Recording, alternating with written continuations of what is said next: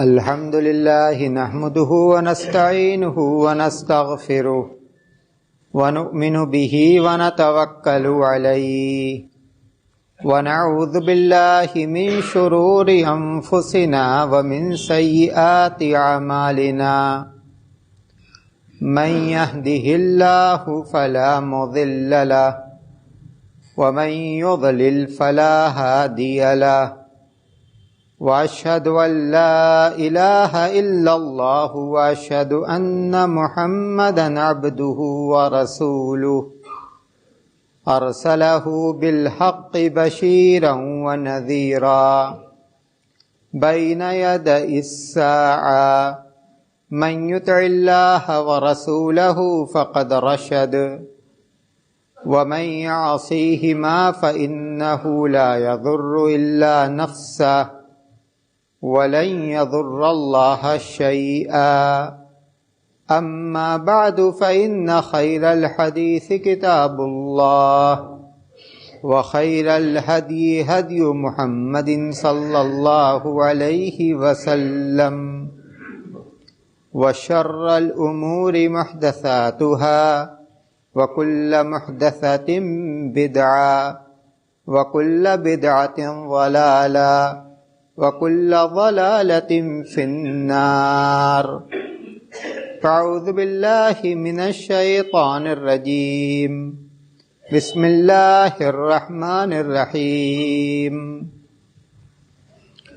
يوم نقول لجهنم هل امتلأت وتقول هل من مزيد وَأُزْلِفَتِ الْجَنَّةُ لِلْمُتَّقِينَ غَيْرَ بَعِيدٍ هَذَا مَا تُوعَدُونَ لِكُلِّ أَوَّابٍ حَفِيظٍ مَنْ خَشِيَ الرَّحْمَنَ بِالْغَيْبِ وَجَاءَ بِقَلْبٍ مُنِيبٍ ادْخُلُوهَا بِسَلَامٍ ذلك يوم الخلود لهم ما يشاءون فيها ولدينا مزيد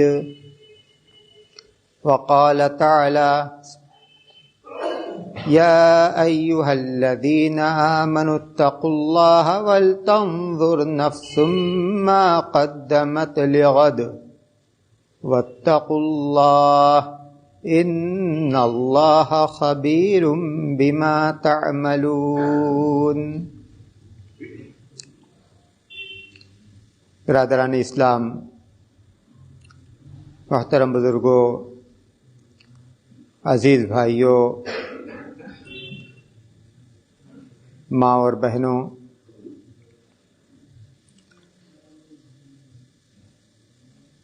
صحابہ کرام کی فہرست میں ایک نمایاں نام حضرت سلمان فارسی رضی اللہ تعالی عنہ کا ہے۔ حضرت سلمان فارسی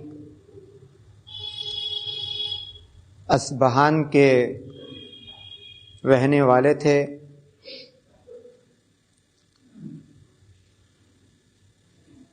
ایک مجوسی گھرانے کے تھے۔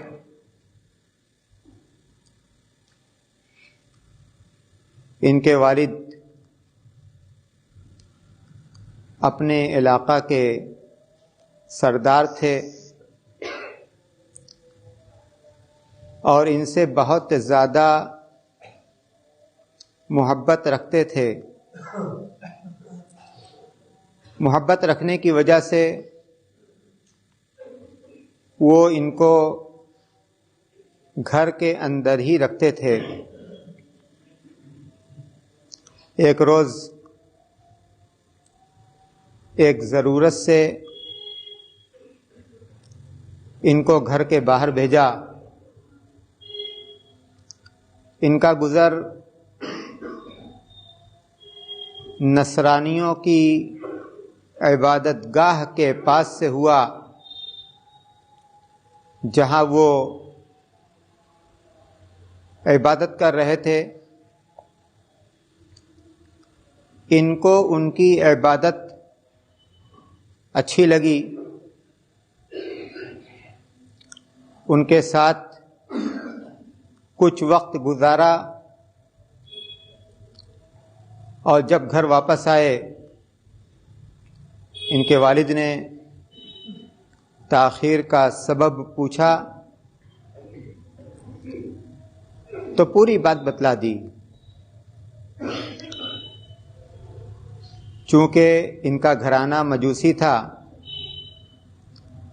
ان کے والد کو یہ بات اچھی نہ لگی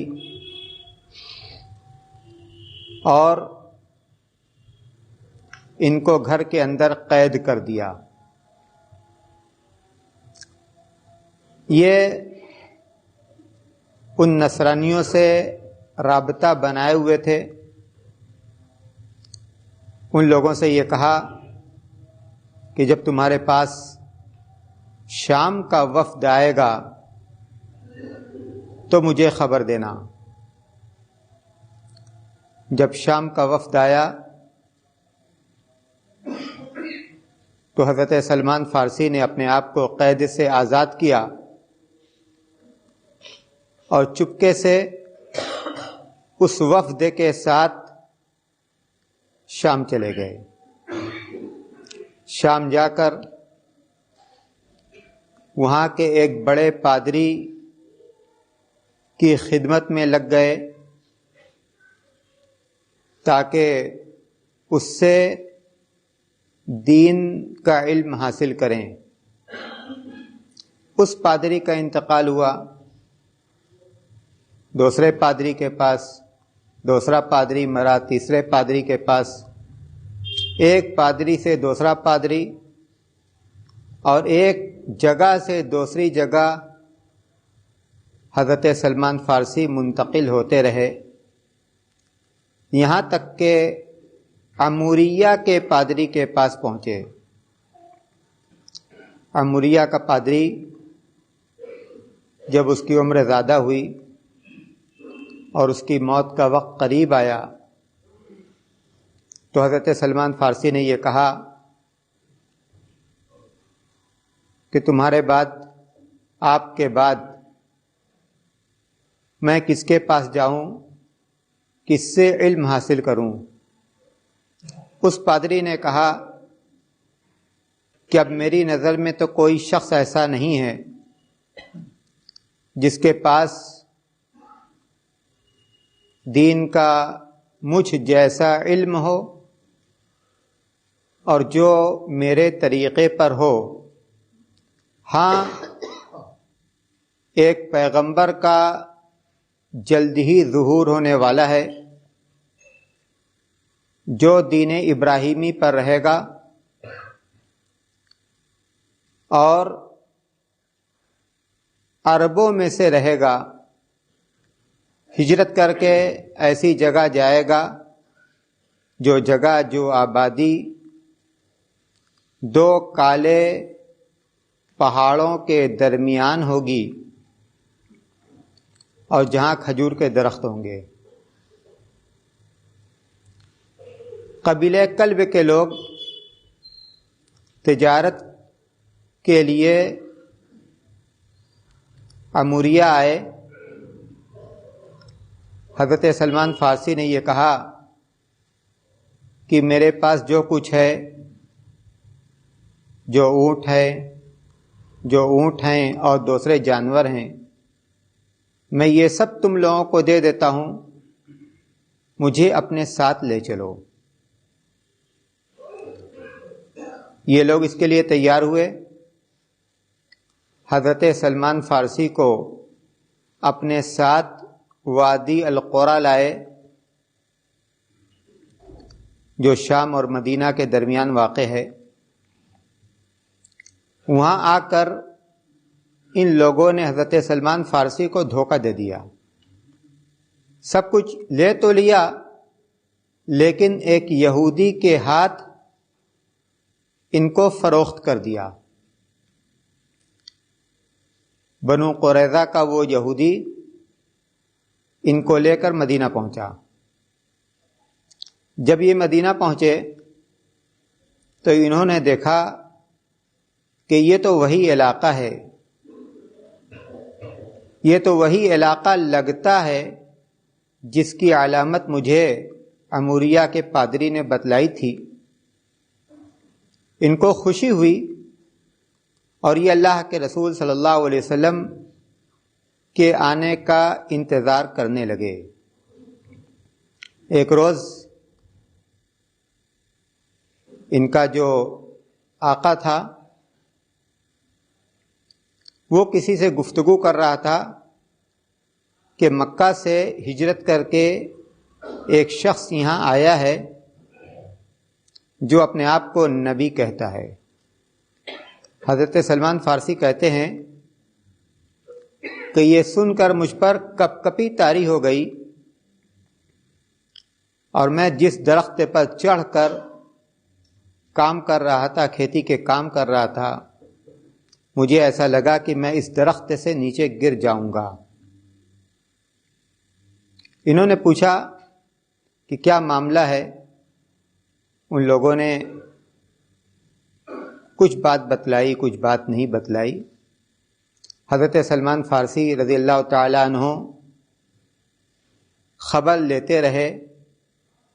ان کو یہ معلوم ہوا کہ اللہ کے رسول صلی اللہ علیہ وسلم مدینہ پہنچ چکے ہیں اور قباء میں ہیں۔ کچھ کھجور لے کر یہ قباء پہنچے۔ اس پادری نے حضرت سلمان فارسی رضی اللہ تعالیٰ عنہ کو جو اللہ کے رسول صلی اللہ علیہ وسلم کی علامتیں بتلائی تھیں، ان علامتوں میں سے ایک بات یہ بھی تھی کہ وہ صدقہ نہیں کھائیں گے، ہدیہ قبول کریں گے، اور ان کے پشت پر، ان کی پیٹھ پر نبوت کی مہر ہوگی۔ حضرت سلمان فارسی کھجور لے کر اللہ کے رسول صلی اللہ علیہ وسلم کی خدمت میں پہنچے اور یہ کہا کہ یہ صدقہ کی کھجوریں ہیں۔ اللہ کے رسول صلی اللہ علیہ وسلم نے آپ کے ساتھ جو صحابہ کرام تھے ان میں تقسیم کر دی، خود نہیں کھایا۔ حضرت سلمان فارسی نے جب یہ منظر دیکھا تو اپنے دل میں یہ کہا کہ ایک علامت پوری ہو گئی۔ کچھ دنوں کے بعد جب اللہ کے رسول صلی اللہ علیہ وسلم مدینہ پہنچے تو حضرت سلمان فارسی پھر کچھ کھجوروں کو لے کر آپ کی خدمت میں حاضر ہوئے اور یہ کہا کہ یہ آپ کے لیے ہدیہ ہے۔ اللہ کے رسول صلی اللہ علیہ وسلم نے ان کھجوروں کو نوش کیا۔ حضرت سلمان فارسی نے کہا کہ اب دوسری علامت پوری ہوئی۔ کچھ دنوں کے بعد اللہ کے رسول صلی اللہ علیہ وسلم ایک صحابی کے جنازہ میں تھے بقیع قبرستان میں۔ حضرت سلمان فارسی کو خبر ملی، بنو قریظہ کی آبادی وہاں سے بہت دور نہیں ہے۔ حضرت سلمان فارسی کو خبر ملی، وہ پہنچے اور اللہ کے رسول صلی اللہ علیہ وسلم کے آگے پیچھے کرتے رہے۔ اللہ کے رسول صلی اللہ علیہ وسلم نے یہ سمجھا کہ سلمان کچھ دیکھنا چاہتے ہیں۔ آپ چادر اوڑھے ہوئے تھے، آپ نے پشت سے چادر کو سرکایا۔ حضرت سلمان نے نبوت کی مہر دیکھی، رونے لگے اور اس کا بوسہ لینے لگے۔ اللہ کے رسول صلی اللہ علیہ وسلم نے کہا کہ سلمان آگے آؤ۔ آگے آئے۔ واقعہ تو آگے بھی ہے لیکن یہ تمہید ہے، اصل موضوع کچھ اور ہے۔ یہ حضرت سلمان فارسی صحابہ کرام میں ان کا مرتبہ اور مقام کیا تھا۔ غزوہ خندق کے موقع پر جب صحابہ کرام خندق کھود رہے تھے تو انصار ایک طرف حضرت سلمان فارسی کو آواز دیتے، کہتے تھے کہ سلمان ہمارے ساتھ ہیں، اور مہاجرین دوسری طرف حضرت سلمان فارسی کو آواز دیتے، کہتے کہ سلمان تم ہمارے ساتھ رہو۔ اس موقع پر اللہ کے رسول صلی اللہ علیہ وسلم نے کہا تھا کہ سلمان منا اہل البیت، کہا کہ سلمان ہم میں سے ہیں، ہمارے گھر کے ایک فرد ہیں، اہل بیت میں سے ہیں۔ حضرت سلمان فارسی اور حضرت ابو درداء انصاری رضی اللہ تعالی عنہ دونوں کا بھائی چارہ اللہ کے رسول صلی اللہ علیہ وسلم نے کرایا۔ ایک روز حضرت سلمان فارسی حضرت ابو درداء کے گھر آئے۔ حضرت ابو درداء موجود نہیں تھے، ان کی اہلیہ تھی۔ حضرت سلمان فارسی نے ان کی اہلیہ سے پوچھا کہ اپنا یہ حال تم نے کیوں بنا رکھا ہے؟ بالکل سادہ لباس، سادگی کے ساتھ۔ تو حضرت ام درداء رضی اللہ تعالی عنہا نے کہا کہ تمہارے بھائی ابو درداء کو دنیا سے کوئی مطلب نہیں ہے۔ حضرت ابو درداء واپس آئے، گھر واپس آئے۔ حضرت سلمان فارسی مہمان تھے، بھائی بھی تھے، بھائی چارگی کے حساب سے اور مہمان بھی تھے۔ ان کے سامنے کھانا پیش کیا تو حضرت سلمان فارسی نے کہا حضرت ابو درداء سے کہ آپ بھی کھانے میں شریک ہو جائیں۔ حضرت ابو درداء نے کہا کہ میں تو روزہ کی حالت میں ہوں۔ حضرت سلمان فارسی نے کہا کہ جب تک آپ اس کھانے میں شریک نہیں ہوں گے میں کھانا نہیں کھاؤں گا۔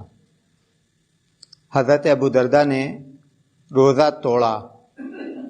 نفل روزے ضرورت کے موقعوں پر توڑے جا سکتے ہیں، اور اگر مہمان ہو تو مہمان کا لحاظ کرتے ہوئے نفل روزے توڑے جا سکتے ہیں۔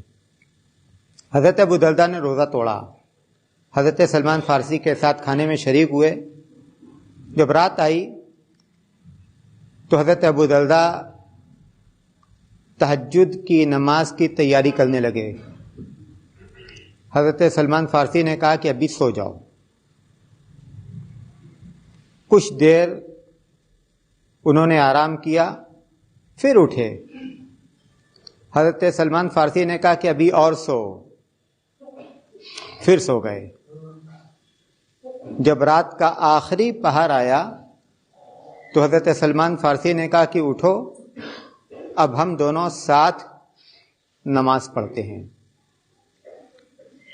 اس موقع پر حضرت سلمان فارسی نے حضرت ابو درداء سے کہا کہ ان لربک علیک حقا ولنفسک علیک حقا ولأہلک علیک حقا فاعطی کل ذی حق حقا۔ کہا کہ ابو درداء سنو، تمہارے رب کا بھی تم پر حق ہے،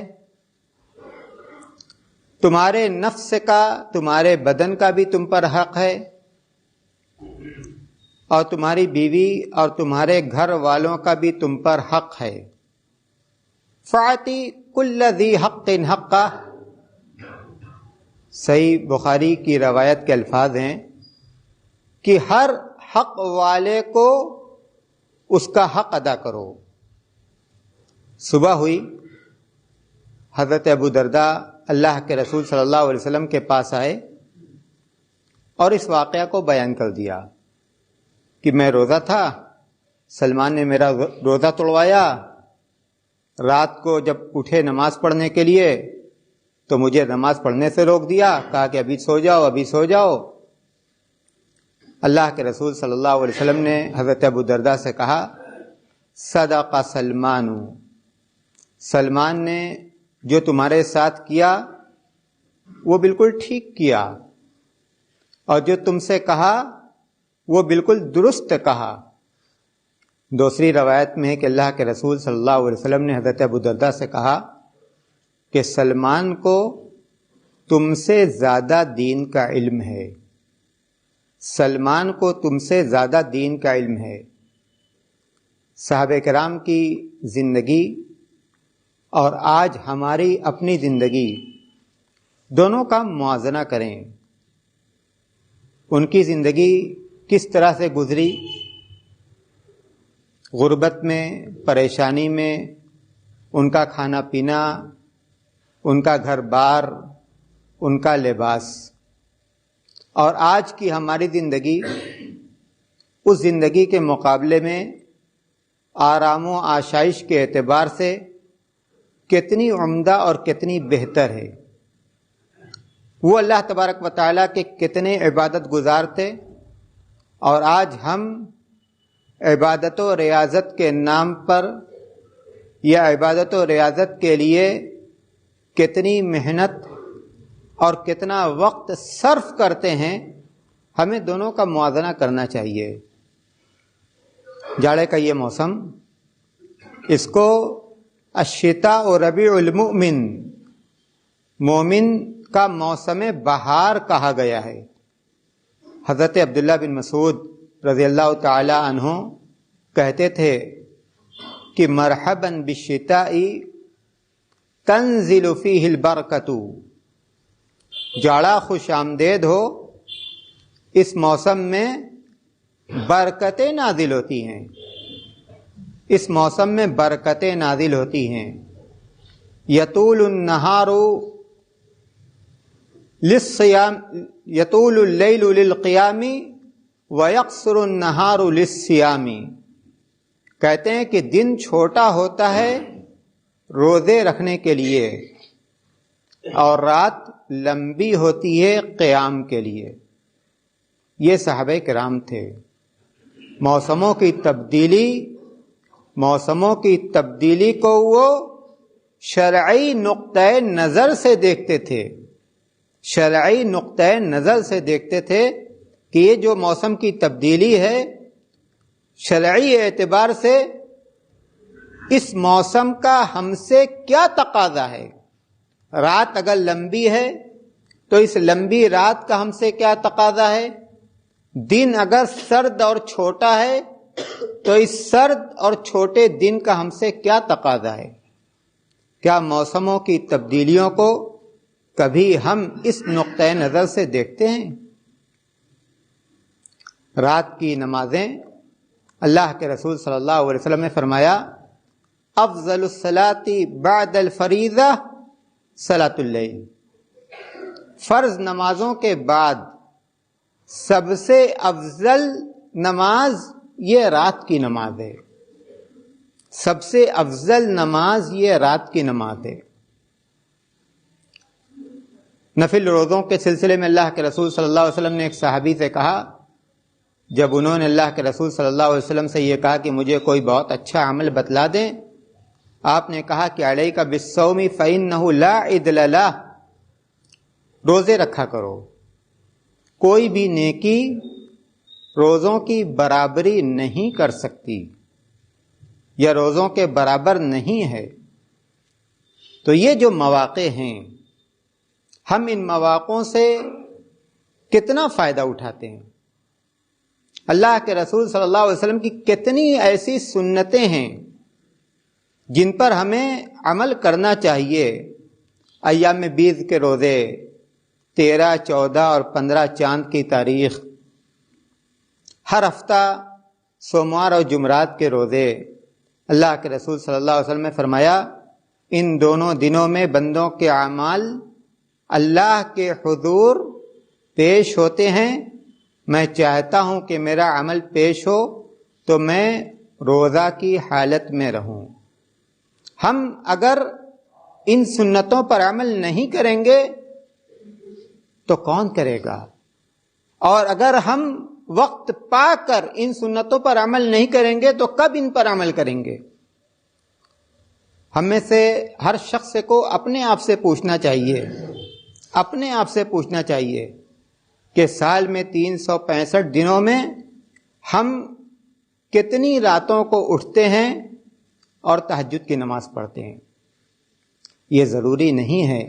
اللہ کے رسول صلی اللہ علیہ وسلم رات کے ہر پہر اپنی صحت کو دیکھ کر، اپنی طبیعت کو دیکھ کر، اپنے ظروف کو دیکھ کر تہجد پڑھتے تھے، کبھی فجر سے پہلے پڑھتے تھے، کبھی عشاء کے بعد پڑھتے تھے، کبھی درمیان کی رات کو پڑھتے تھے۔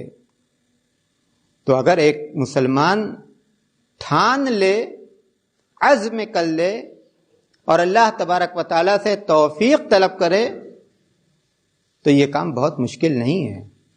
فجر کی نماز سے 15 منٹ 20 منٹ پہلے بھی اگر کوئی شخص اٹھ جائے، 8 رکعت نہ صحیح 6 رکعت، 6 رکعت نہ صحیح 4 رکعت، بہت اہم عبادت ہے، بہت بڑی عبادت ہے، بہت اجر و ثواب والی عبادت ہے۔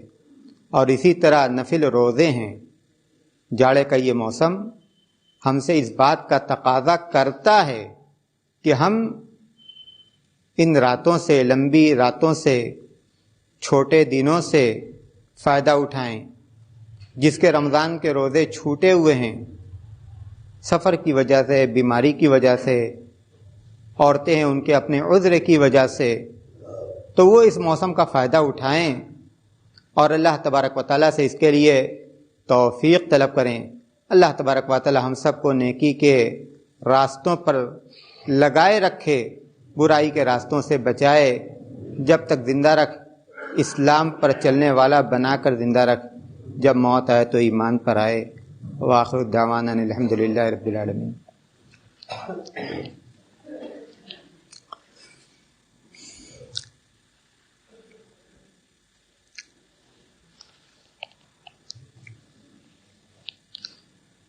الحمد للہ نحمده ونستعینه ونستغفره ونؤمن به ونتوکل علیہ ونعوذ باللہ من شرور انفسنا ومن سیئات اعمالنا من يهده اللہ فلا مضل له ومن يضلل فلا هادی له واشهد ان لا الہ الا اللہ واشهد ان محمدا عبده ورسوله اما بعد فاعوذ باللہ من الشیطان الرجیم بسم اللہ الرحمن الرحیم ان اللہ وملائکتہ یصلون علی النبی یا ایہا الذین آمنوا صلوا علیہ وسلموا تسلیما اللہم صل علی محمد وعلی آل محمد کما صلیت علی ابراہیم وعلی آل ابراہیم انک حمید مجید اللہم بارک علی محمد وعلی آل محمد كما باركت على إبراهيم وعلى آل إبراهيم إنك حميد مجيد عباد الله رحمكم الله إن الله يأمر بالعدل والإحسان وإيتاء ذي القربى وينهى عن الفحشاء والمنكر والبغي يعظكم لعلكم تذكرون اذكروا الله يذكركم وادعوه يستجب لكم ولذكر الله تعالى أعلى وأجل وأعظم وأكبر